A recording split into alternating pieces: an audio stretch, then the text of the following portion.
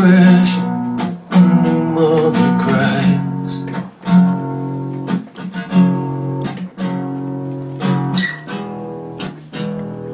Listen to the fall, to the floor.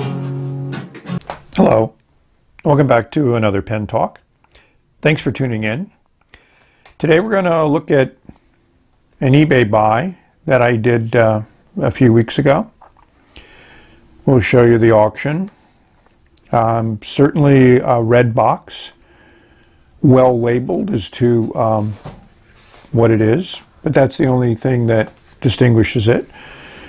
Your standard cardboard sleeve, when you take that off, you find an even more ornate, kind of interesting presentation box, if you want to call it that. Piece of metal here. And then if you open it up, we see the pen. Nice kind of silk-like material in here. Again, Esterbrook logo very nicely presented there in an excellent red color. And the pen. I mean, this is a nice box. I certainly will have to admit that. Even though we don't buy pens for their packaging materials, it's nice when they look good and complement the pen. So why did I get this pen? Well, those of you that have seen my channel and my videos, you know that I like Esterbrook pens. Wasky Squirrel did a review of a remake of an Esterbrook. I avoided that remake. I did try it out at a pen show and wasn't happy with what they did. But this one, being a prototype, I figured this is an interesting pen to take a look at and add. The color looks a little pink to me in this view. We got some sunlight and some LED lights going on. Nice engraved logo there in the barrel, but that's it. The gold plating is nice and heavy, which for prototypes sometimes you don't get that because they don't put the energy into it. You know, substantial cap band. It's an unscrew cap. You notice there's no feed or nib because I've taken them out. This is a beautiful ebonite feed. It looks like it could be hand cut. And the nib is just a generic iridium point nib. So my intention when I got this pen was, you know, I might try it with this nib just to see what it writes like, but I certainly am going to look at putting another nib in here to give the writing more character, because I do like the pen. The size is good. You know, it fits well in the hand. It posts if you want to post it. So there's a lot of things that it has in its favor, and also it's an eyedropper, and you've noticed on my channel I'm into eyedroppers. The threading on this section is really tight. I put some silicone grease to lubricate the threads, but it's a heavy pen. I mean, it's a nice thick acrylic wall there. The threading is well done. This feed is quite long, and when I first took it apart, it stuck significantly above the section. And I haven't found the key to put it back in yet, but I'm working on that, and that's what we'll do.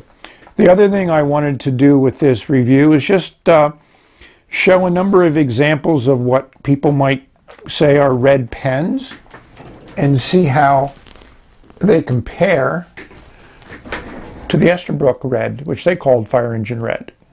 So here we have some pens which could be called red. Here's your Esterbrook, the Nemocene, and M800. It's also good to compare the size. I mean, the Esterbrook is definitely the longest pen of this group, and certainly close in girth to the oversized Federico. We have a Parker Victory in a deep, darker red. I'm not a person that can distinguish like burgundy from other colors of red. Here's two Parker 45s with two different reds. This one definitely is more on the orange side. This one is definitely a deeper, darker red. And to my eyes, this looks like a pretty pure red. And then we have the oversized Federico.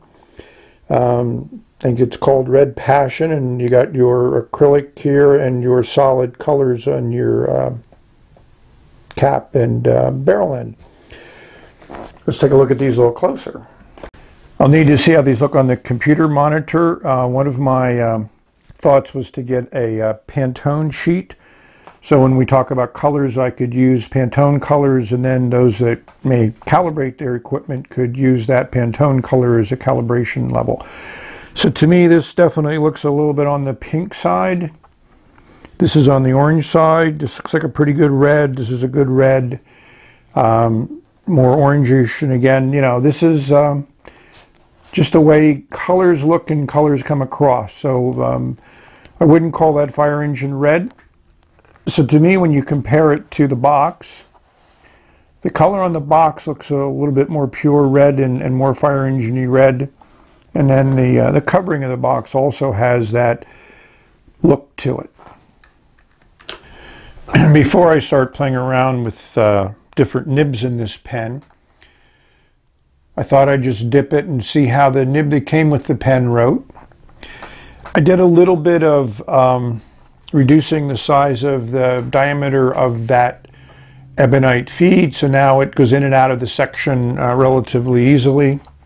Before I did that, I was concerned that it was pretty much sticky. So let's touch nib to paper and see how this nib writes.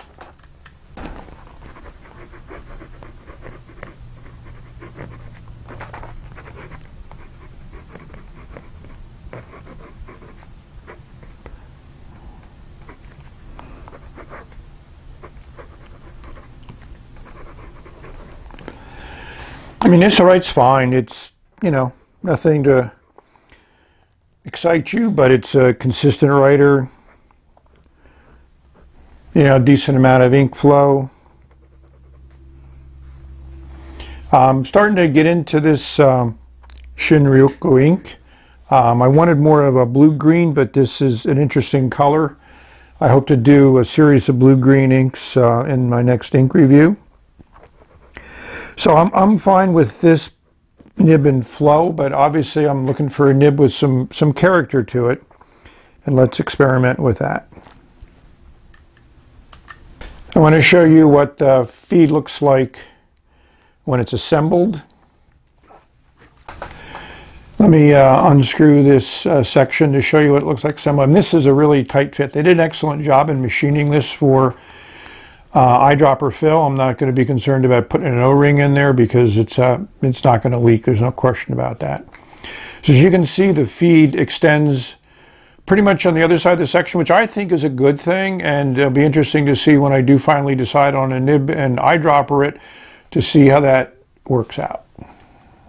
Test the flow, and also to flush and clean a nib and feed is to use this bulb's syringe and see how it flows. I mean, right away, I think this has good flow because it was very easy to completely empty the bulb, and it's drawn up, it's finished drawing up, well, almost finished drawing up water, but now we'll take a look at how the water comes out. And that's a good flow. I wouldn't call it seriously wet, but it certainly will work well. So now I'm going to look for a particular nib to fit this feed and see how it'll write. Sizes, so I don't have any real number 5s that I could use as reference points, so I got some on Amazon. I'll be doing a review on those. I got a broad and an oblique double broad, so they should be interesting, and they're number 5s. Here's the nib that was in the Esterbrook, and it looks close to a number 5, but not an exact fit. But when you compare it to a Goulet number 6 nib, you can obviously see the differences.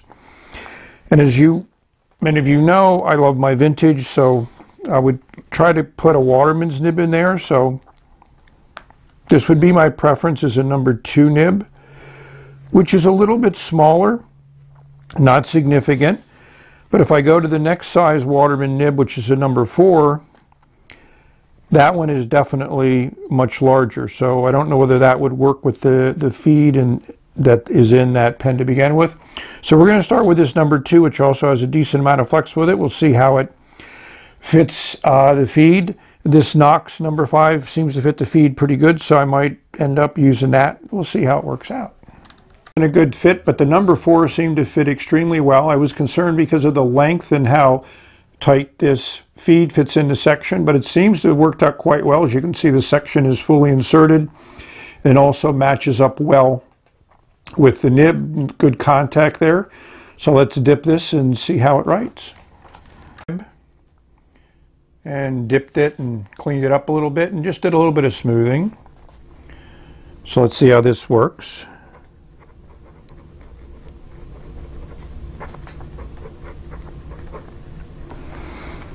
So I'd call this a fine nib. And writing without any pressure, it's very nice. As you can see, it's a much darker line. It lays down more ink than the other nib did, which is not something I actually expected, but am pleasantly surprised with. I expected from this feed, the way it was designed with the big channel, it would have good flow. So let's see how it flexes. Whoa, that's a nice Waterman wet flow. So you can get some very fine lines, and with a little bit of pressure you can really lay down a lot of ink, which is, to me, one of the exceptional qualities of these vintage nibs. I'm fortunate to have a few to play around with, and I'm impressed with how well this one has worked in this pen. So hopefully you've enjoyed this interesting little view of a way to utilize eBay and maybe some other resources that you may have to put together, which would probably be a very nice writer when it's all said and done. So thank you for watching. Yep, I do like this writing. So may you have many great pen experiences, explore that great world that they offered to us. Enjoy every day. Till later, bye.